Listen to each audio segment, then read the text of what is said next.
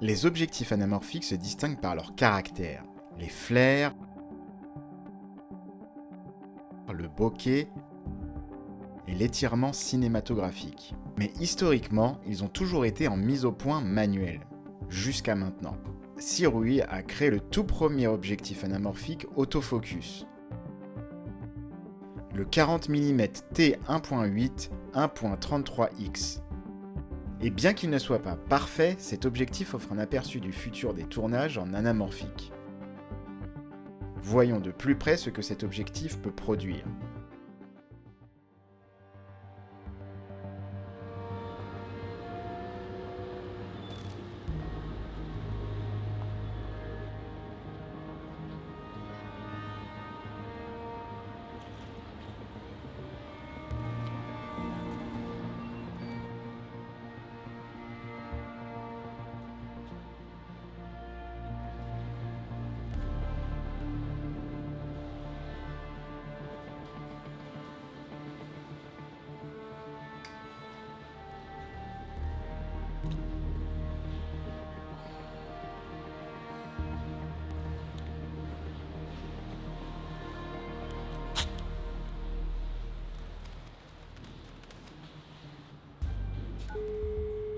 You have one new message.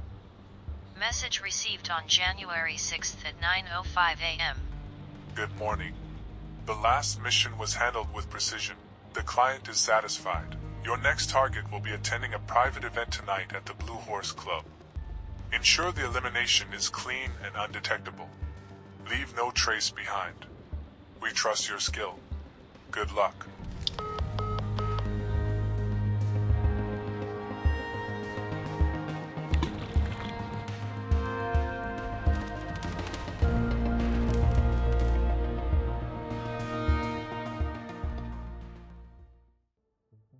La fonction phare ici, c'est l'autofocus.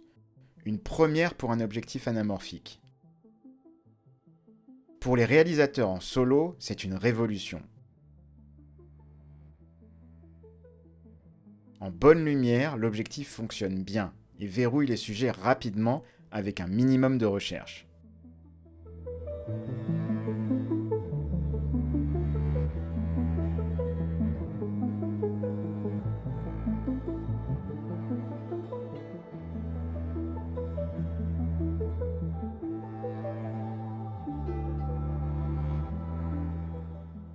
Mais voilà le compromis.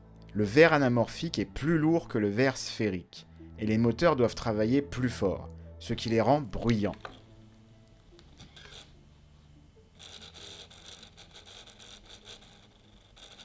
Si vous filmez dans des environnements silencieux, ou comptez sur l'audio capturé par la caméra, cela pourrait poser un problème. C'est un premier pas audacieux pour l'autofocus en réalisation anamorphique, mais il y a encore de la marge pour s'améliorer. Et soyons réalistes, compter uniquement sur l'autofocus n'est pas toujours une bonne idée. Je me suis souvent retrouvé à alterner entre la mise au point manuelle et l'autofocus via le bouton latéral, et cela selon la complexité de la scène. La distance minimale de mise au point de cet objectif est de 60 cm, ce qui est assez standard pour des objectifs anamorphiques.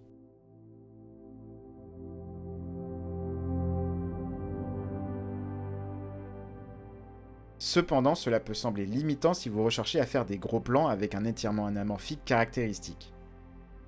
Heureusement, vous pouvez utiliser des dioptres pour réduire la distance de mise au point. Ce qui ouvre un davantage de possibilités créatives. C'est une solution simple et efficace, mais cela implique de transporter un accessoire supplémentaire. L'objectif est conçu pour les capteurs Super 35, mais la bonne nouvelle est que sur un capteur plein format, je n'ai pas remarqué de vignettage. Le court-métrage a été filmé en plein format. Cependant, sur les appareils plein format, vous remarquerez un reflet latéral étrange dans les flares, ce qui peut être unique ou distrayant selon vos goûts.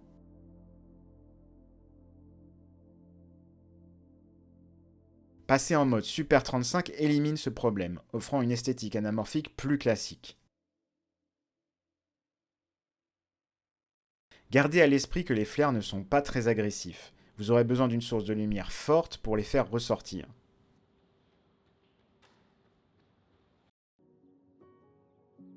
En ce qui concerne le bokeh, cet objectif a un caractère unique. Ouvert à t1.8, le bokeh ovale est agréable et donne l'impression de provenir d'un objectif avec un ratio d'étirement plus élevé. Mais malheureusement, on y voit un motif octogonal très visible. En termes de netteté, le Sirui 40 mm fait un travail impressionnant. Le centre de l'image reste net, même à pleine ouverture à t1.8. Et voici où le facteur d'étirement de 1.33 devient un point de débat. Il offre une déformation anamorphique subtile, mais ce n'est pas aussi spectaculaire que le ratio d'étirement 2 fois trouvé sur des objectifs plus coûteux. Cela donne l'impression d'un hybride entre l'anamorphique et le sphérique. C'est néanmoins un bon point de départ pour les réalisateurs explorant la prise de vue en anamorphique. Le Sirui 40 mm t1.8 est loin d'être parfait. Les moteurs bruyants, les bizarreries avec les flares et l'esthétique anamorphique moins marquée ne plairont pas à tout le monde. Mais malgré ces défauts, c'est une avancée passionnante. L'autofocus sur un objectif anamorphique est une innovation majeure, rendant cet objectif idéal pour les réalisateurs en solo. Ce n'est pas un objectif pour les puristes, mais pour quiconque souhaitant s'initier à la réalisation anamorphique, c'est une option accessible et polyvalente. L'autofocus anamorphique est là et ça ne fera que s'améliorer.